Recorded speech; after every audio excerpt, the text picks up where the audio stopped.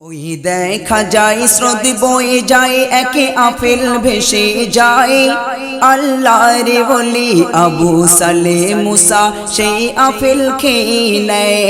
ওই দেখা যায় স্রোত বয়ে যায় একে আফেল ভেসে যায়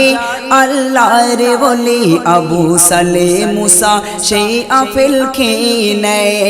বলে না জেনে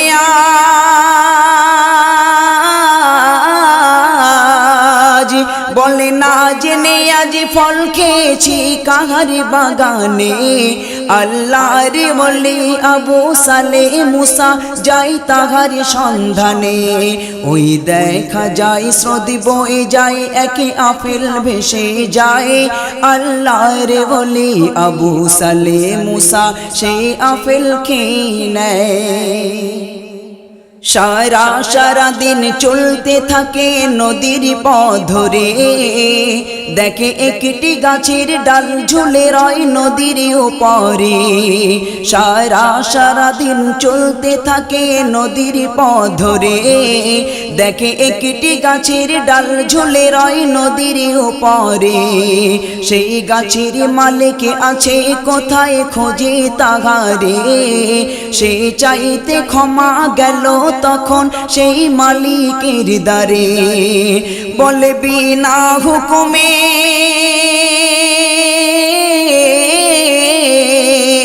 বিনা হুকুমে ফল খেয়েছি আপনার বাগানের, আজ 2 দিন হলো আছি ঘেতাই আপনার ইন্তজারে। আজ দাও গো ক্ষমা করে আমায় ও গো মালিক ভাই, ক্ষমা না পেলে কি জবাব দেব খোদার দরগায়। ওই দেখা যায় স্রোত বয়ে যায় একে আফেল ভেসে যায় আল্লাহর ওলি আবু সালে মুসা সেই আফেল খেয়ে নেয়। ওই বাগানে মালিক ভাবে মনে এ নয় সাধারণ ছেলে, ইনি একে আল্লাহর ওলি তাই তো ক্ষমা চাইতে এলো ফিরে। ওই বাগানে মালিক ভাবে মনে এ নয় সাধারণ ছেলে, ইনি একে আল্লাহর ওলি তাই তো ক্ষমা চাইতে এলো ফিরে। বলে করতে পারি ক্ষমা তোমায় যদি দাও কথা মোরে, এই আফেল বাগানে থাকতে হবে আমার গোলাম হয়ে। তার ভুলের সাজা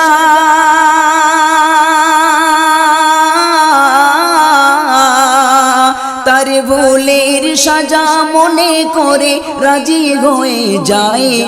আফেল বাগানের গোলাম হয়ে জীবন কাটায়। ওই দেখা যায় স্রোত বয়ে যায় একে আফেল ভেসে যায় আল্লাহর ওলি আবু সালে মুসা সেই আফেল খেয়ে নেয়। ওই দেখা যায় স্রোত বয়ে যায় একে আফেল ভেসে যায় আল্লাহর ওলি আবু সালে মুসা সেই আফেল খেয়ে নেয়।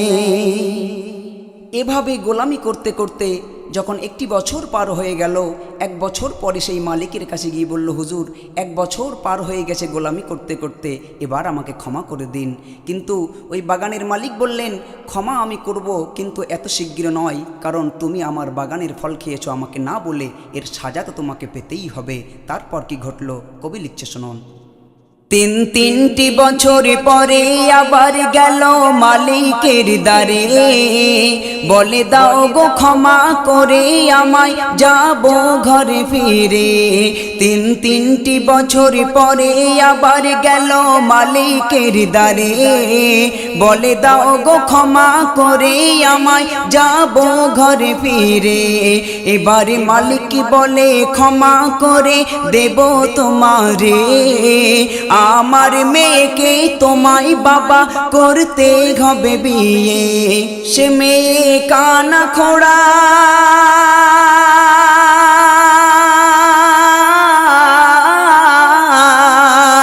সে মেয়ে কানা খোড়া বুবানুলো কালো কদাকার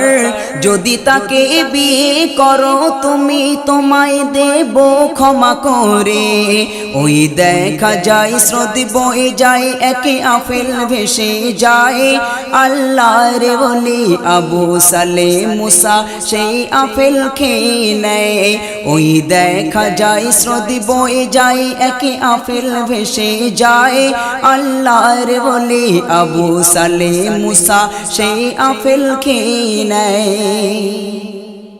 আল্লাহর ভয়ে ভীত হয়ে রাজি হয়ে যায় কানা খোড়া বোবা মেয়েকে বিয়ে করে নেয় আল্লাহর ভয়ে ভীত হয়ে রাজি হয়ে যায় কানা খোড়া বোবা মেয়েকে বিয়ে করে নেয় বাসর ঘরে বউকে দেখে সে ঘর ছেড়ে পালায় এত অপরূপ সুন্দরী নারী আমার বউ তো নয় ঘর থেকে যখন বেরিয়ে যাচ্ছিলেন দেখেন তার শ্বশুর মশাই দাঁড়িয়ে আছেন দেখে বললেন বাবা কোথায় যাচ্ছ ছুটে তুমি তুমি কি জানো তোমার স্ত্রী তোমার জন্য অপেক্ষা করছে আজকের রাতের জন্যে কেন তুমি চলে যাচ্ছ ওই সময় বলেছিল আব্বা জান আপনি যে মেয়ের কথা বলেছিলেন এ মেয়ে তো সে মেয়ে নয় অতএব এ বউ তো আমার বউ নয় ওই সময় মালিক বলেছিল হে বাবা ছেলে এটাই তোমার বউ এটাই আমার মেয়েকে আমি কানা বলেছিলাম কারণ আমার মেয়ে কখনো তার চোখ দিয়ে বেগনা পর পুরুষকে কখনো দেখেনি আমার মেয়েকে আমি খোড়া বলেছিলাম কারণ আমার মেয়ে এই আমার বাউন্ডারি পেরিয়ে কখনো পরপুরুষের সঙ্গে দেখা করতে যায়নি আমার মেয়েকে আমি কদাকার কালো কুৎসিত বলেছিলাম কারণ আমার মেয়ে সম্পর্কে কেউ কখনো কটূক্তি করিনি আমার মেয়েকে আমি নুলো বলেছিলাম কারণ আমার মেয়ে কখনো কোনো মানুষের কাছে বেগনা পর পুরুষের কাছে এক গ্লাস পানি পর্যন্ত তুলে দেয়নি এজন্যে আমার মেয়েকে আমি নুলো বলেছিলাম হে বাবা চিন্তার কোনো কারণ নাই আমার মেয়ে হলো সর্বশ্রেষ্ঠ গুণে গুণান্বিত এজন্যে আমি আমার মেয়েকে তোমার হাতে তুলে দিলাম কারণ আমার মেয়ের একমাত্র উপযুক্ত পাত্র হলে তুমি চিন্তার কোনো কারণ নাই বাবা যাও তোমার স্ত্রী তোমার জন্য অপেক্ষা করছে তারপর কি হয়েছিল কবি লিখছেন বলে সাইফুদ্দিন আমিনী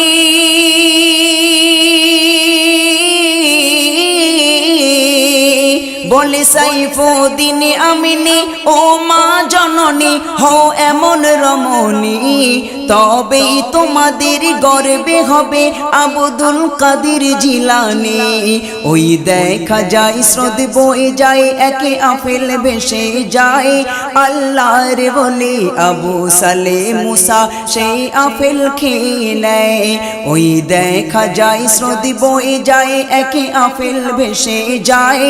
আল্লাহর ওলি আবু সালেহ মুসা সেই আফেল খেয়ে নেয় বলে না জেনে